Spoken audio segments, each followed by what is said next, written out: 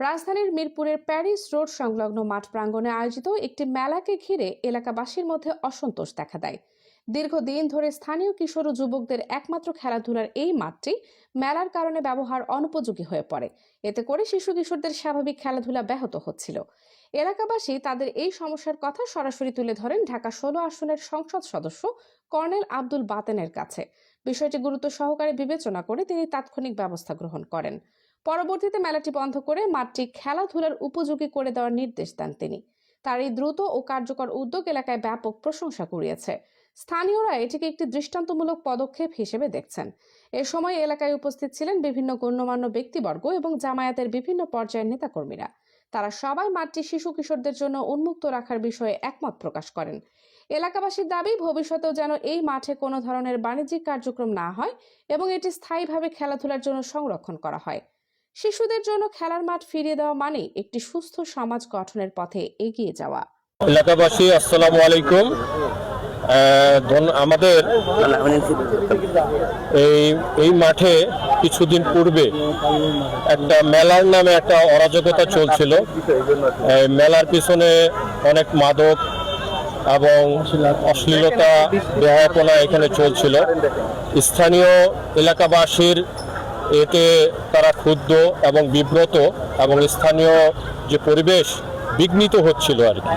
তো এলাকায় এই মাঠটা খেলার মাঠ, এই খেলার মাঠে আমরা দেখছি যে অনেক দিন যাবৎ এক শ্রেণীর কুচক্রী মহল এই মাঠটাকে বিভিন্নভাবে ইউটিলাইজ করার জন্য তারা মেলার নামে বিভিন্ন সময়ে একটা মেলা হঠাৎ করে এরা মেলা বসিয়ে এখানে তারা একটা গ্যাদারিং শুরু করে দেন। এতে করে এলাকার মানুষগুলো বিব্রত এবং বিরক্ত। আসসালামু আলাইকুম, আমি মোহাম্মদ শহীদুল ইসলাম। আমি এখানের বাংলাদেশ জামাত ইসলামের ওয়ার্ড সেক্রেটারি দায়িত্বে আছি। এটা ঢাকা উত্তর সিটি কর্পোরেশন ৩ নং ওয়ার্ডের আওতাধীন 11 ব্লকে। তো আমাদের গত 1 মে আমাদের স্থানীয় এমপি ঢাকা 16 আসনের কর্নেল আব্দুল বাতেন সাহেব এলাকার জনদুর্ভোগ নিয়ে ভিজিট করছিলেন। তখন এখান থেকে যাওয়ার পথে এলাকাবাসী কিছু ওনার কাছে অভিযোগ করেন, বিশেষ করে যারা এখানে খেলাধুলো করে ছেলেরা, যে এমপি মহোদয়ের কাছে যে আমাদের খেলার মাঠটা দখল হয়ে গেছে, দখল করে এরকম মেলা বসিয়েছে। এমপি মহোদয় তখন, আমি যেহেতু এখানে স্থানীয় দায়িত্বশীল ওয়ার্ড সেক্রেটারি, তখন আমরা ওই দিন ডেকে বললো যে দেখেন মেলাটা কিভাবে তারা বসে, যেহেতু মাঠের অর্ধেক দখল হয়ে গেছে, ঠিক আছে। তো একটা পর্যায়ে আমরা এখানে মেলার কমিটির সাথে কথা বলছি, গত 2 দিন আগেও কথা বলে যারা ছিলেন, যারা করছেন আর কি আয়োজক, কথা বলে তখন বললাম যে এমপি মহোদয় অনুরোধ করছেন, যেহেতু খেলার মাঠটা অর্ধেক দখল হয়ে গেছে। বিগত এই সরকারের আগে এখানে প্রশাসক ছিলেন এজাজ ভাই, ওনারা থাকা অবস্থা আমরা বিভিন্ন বৈঠকে বসেছিলাম স্থানীয় প্রতিনিধি হিসাবে।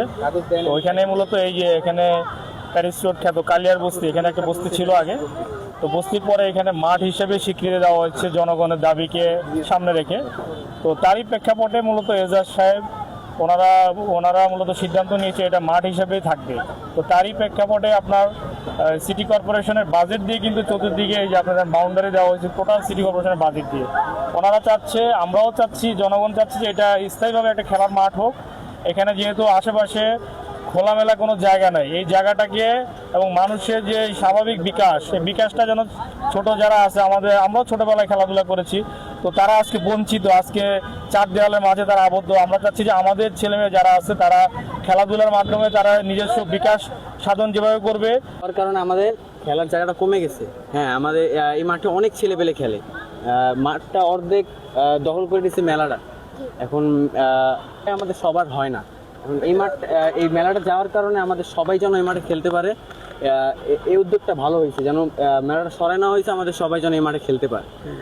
এটা হচ্ছে ঢাকা 16 এমপি বাতেন। জি জি। আপনারা এটা কিভাবে দেখতেছেন?